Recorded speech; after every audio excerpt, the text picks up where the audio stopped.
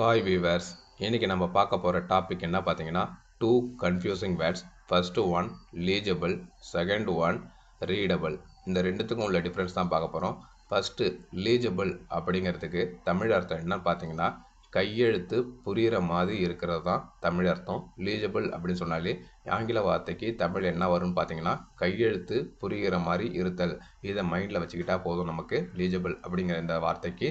So ஒரு hand writing புரிகிற மாதிரி இருக்கணும் அப்படிங்கிற மாதிரி சொல்கிறதுக்கு தான் லீஜபிள் அப்படின்னு நம்ம சொல்லலாம். ஓகேங்களா? ஒரு டாக்குமெண்ட் எடுத்துகிட்டு வராங்க, அதில் புரிகிற மாதிரி இல்லைன்னா நீங்கள் என்ன சொல்லணும், இந்த கையெழுத்து புரிகிற மாதிரி இருக்கணும்ப்பா, லீஜிபிளாக இருக்கணும்ப்பா இந்த கையெழுத்து, அப்போ தான் சட்டப்படி செல்லும்ப்பா அப்படின்னு நம்ம சொல்லலாம். ஓகேங்களா? லீஜிபிள் அப்படின்னா கையெழுத்து புரிகிற மாதிரி இருக்கிறது. ஸோ அடுத்தது ரீடபிள் அப்படிங்கிற விஷயம். ரீடபிள் அப்படின்னு சொன்னாலே நம்ம மைண்டை திருப்பி சின்ன வயசுலேருந்து நம்ம கேட்டுகிட்டு இருக்கோம் ரிப்பீட்டேஷனாக.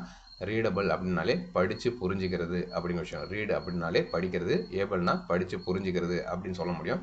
ஸோ ரீடபிள் அப்படிங்கிற இந்த ஆங்கில வார்த்தைக்கு தமிழ் அர்த்தம் என்ன அப்படின்னு பார்த்தீங்கன்னா, வாசித்து புரிந்து கொள்கிற மாதிரி இருத்தல் அப்படின்னு அர்த்தம். ரீடபிள் அப்படிங்கிற இந்த ஆங்கில வார்த்தைக்கு தமிழில் வாசித்து புரிந்து கொள்கிற மாதிரி இருத்தல். ஸோ இதுக்குள்ள ரெண்டு டிஃப்ரென்ஸுக்கும், இந்த ரெண்டு கன்ஃபியூசிங் வேர்ட்ஸுக்குள்ள டிஃப்ரென்ஸ் புரிஞ்சுக்கும் நம்புறேன். ஃபர்ஸ்ட்டு லீஜபிள், ரெண்டாவது ரீடபிள். ஸோ ரெண்டுத்துக்கும் சென்டென்ஸ் மேக் பண்ணியிருக்கேன், உங்கள் அண்டர்ஸ்டாண்டிங்காக குயிக் நாலேஜுக்காக பார்க்கலாம்.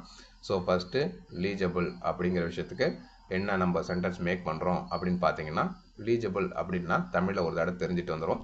என்னென்னா லீஜபிள் அப்படிங்கிறதுக்கு என்னென்னா, ஹேண்ட் ரைட்டிங் புரிகிற மாதிரி இருக்கணும், கையெழுத்து புரிகிற மாதிரி இருக்கணும், இதுதான் தமிழ் அர்த்தம். இங்கே நான் சென்டென்ஸ் நெகட்டிவில் கொடுத்துருக்கேன் பாருங்கள்.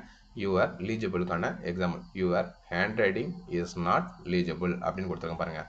லீஜபிளுக்கான சென்டென்ஸ் மேக்கிங் எக்ஸாம்பிள் சென்டென்ஸ். ஓகேங்களா? Your handwriting is not legible. தமிழில் உன் கையெழுத்து புரிகிற மாதிரி இல்லை அப்படின்னு கொடுத்துருக்கேன். உன் கையெழுத்து புரிகிற மாதிரி இல்லை அப்படிங்கிறேன். ஸோ லீஜபிள் அப்படின்னு சொன்னாலே என்ன அர்த்தம், கையெழுத்து புரிகிற மாதிரி இருக்கணும். ஓகேங்களா? ஆனால் இங்கே நாட்டை போட்டு நான் என்ன பண்ணிருக்கேன், நெகட்டிவில் கொடுத்துருக்கேன்.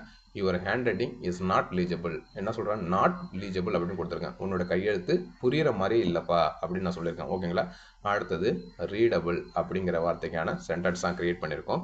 ரீடபிள் அப்படின்னு சொன்னாலே மறுபடியும் தமிழில் ஒரு குயிக் நாலேஜ் என்னன்னு பார்த்தீங்கன்னா, படித்து புரிஞ்சுக்கிற மாதிரி இருக்குது, படித்து புரிஞ்சிக்கிற மாதிரி இருக்கணும், படித்து புரிஞ்சிக்கிற மாதிரி இருக்கணும் அப்படின்னு சொல்கிறது தான் ரீடபிள் அப்படிங்கிறது.